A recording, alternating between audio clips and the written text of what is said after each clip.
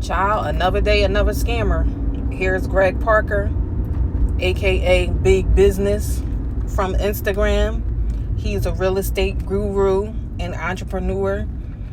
He is basically a street guy who turned legit through real estate, and he's claimed that his fortune has come from flipping houses. However, word on the curb is that he's been flipping money from hand to hand and doing the Ponzi scheme. And for those who are not familiar with the Ponzi scheme is basically you flipping money from investor to investor. Like, you get an investor to give you money, right? And then you get another investor to come behind that investor and put up their money, and then you usually use the new investor's money to pay back the old investor that you had. But when you're actually spending the money and you're actually getting over on people, nobody gets their money back. And then when they go to hit you up and ask you what happened, they just block you on social media, which a lot of y'all, to be honest, y'all be getting what y'all deserve, because y'all are not buying into the idea of business. Y'all are buying into the idea of a lifestyle. Y'all were buying into this man's lifestyle, and that came back and bit you in your behind. Like, business, there is no fast track to growing and sustaining a business. There is no seminar that you can take that's going to put you in position. If you have, this man was charging people $10,000 for seminars to have one-on-ones with him, and doing 3 Zoom calls and charging somebody 10 grand. Why would you pay for 10 grand for Zoom calls when you could have used that 10 grand to actually invest in something? Like, you could have started a business with that 10 grand. That's how you know that a lot of these people that be doing that stuff, they don't want to actually do it. It just sounds good in theory. And some people are actually buying friendship, or they just want to be in the same room with certain people. And that's what be having y'all coming up short. Y'all are too stupid. Like, some of y'all are really too stupid to be alive, and y'all really be getting what y'all deserve. All right, so now that I'm finished coming to y'all as a mother, let's get into what happened and how the cat fell out the bag. So, Greg Parker goes to his Instagram and posts one of his properties, stating that one of his tenants destroyed the property and left the water on or something like that. And the person who was at the property ended up going to his Instagram, and he went live explaining how this man robbed him for $100,000 or something to that degree. If y'all want to find out, if y'all Google it, it'll pop up. But I ain't posting nobody information on here or nobody's stuff, because, child, they be flagging you and taking your stuff down or whatever. But once the guy that he tried to post and, make a big deal out of went on his Instagram, he ended up getting over 700 comments stating that basically, he robbed them too, or he's been ducking them on the payback. Now, which one is it?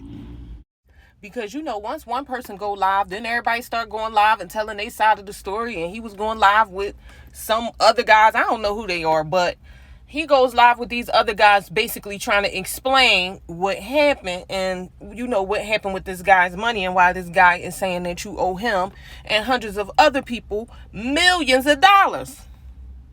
What happened? So basically, this guy, he got online, he got the sweating, he got the telling all of this ridiculous story. I can't even tell y'all what he said because it was so crazy and I don't even understand what I was listening to. But he basically was trying to give some example of how he was, dealing with the investments. And to me, it was just sounding like a Ponzi scheme. Now, where a lot more people may know him from is Love and Hip Hop, because he was on the Love and Hip Hop with Chrissy Lampkin, and she was on there. I don't know if she was one of his mentees, if she was an investor, or if she was some form of business partner. But, girl, you ain't checked around to make sure he was doing legitimate business before you took him under your wing and put him on TV, girl, because this might blow back on her. to a certain degree, because sometimes people will hook up and link up with people just strictly based off of the name, or from them being linked to you. So Chrissy Lampkin's girl, you better be on the lookout, honey, because a couple people might be coming after you saying you involved, girl. But hopefully this man do the right thing, and if he owe people, he give people their money back.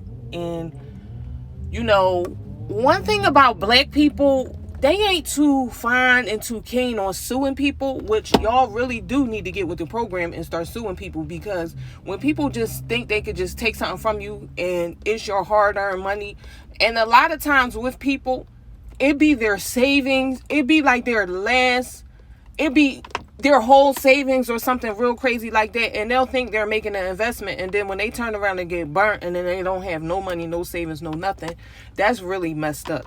And if you doing that to your own people, like, that's horrendous. Like, really, like, where do we draw the line as a people? And people get mad when you talk about it, or when you talk about scammers, like, yeah, why you in their business? Like, why you putting their business out there? And it's just like, yo, if you care about your people, you want to let your people know what's going on around them as far as everything. Like, no matter what it has to do with. If it has to do with violence, if it has to do with money, if it has to do with, business, you should want to know everything that's going on around you, especially in your own community. So it's a lot to think about. But one thing I will say too is the fact that y'all gotta start realizing what's professional and what's not as far as social media is concerned, because it's like the same way you go up is going to be the same way you go down. If this man would have never posted that, went on Instagram and talking about how somebody destroyed his property, everything probably would have been going smooth and peachy keen. Everything would have been guns and roses with him. Like, you should have been professional, because people destroy people's rental properties every day. That happens on a regular basis, in case people don't know that. Like, people that are landlords have a hard time. Like, that's a hard business that people don't explain how hard it is. People only talk about the money that they make, and you only get to see the glamorous side. You don't get to see the back end of what people go through as a landlord. But a little something to think about. Professionalism, when you're professional, certain things can be avoided, and you should want to be as professional as possible. If you're scamming, like, come on. Y'all gotta get better with using your discernment with people as well, because, like, this man, he's sitting up there trying to explain what happened and how it went down, and he's sweating like a pig at a slaughterhouse. Like, who would trust him? Like, I'm not trusting you strictly based off the way you look, and I'm so sorry. Like, and y'all could think that people don't operate like that, or just because, like, the way you speak too fast for me to trust you. Like, you gotta watch fast talkers. As you grow and you get older, and you notice patterns in certain people that do certain things, and those are two things. Like,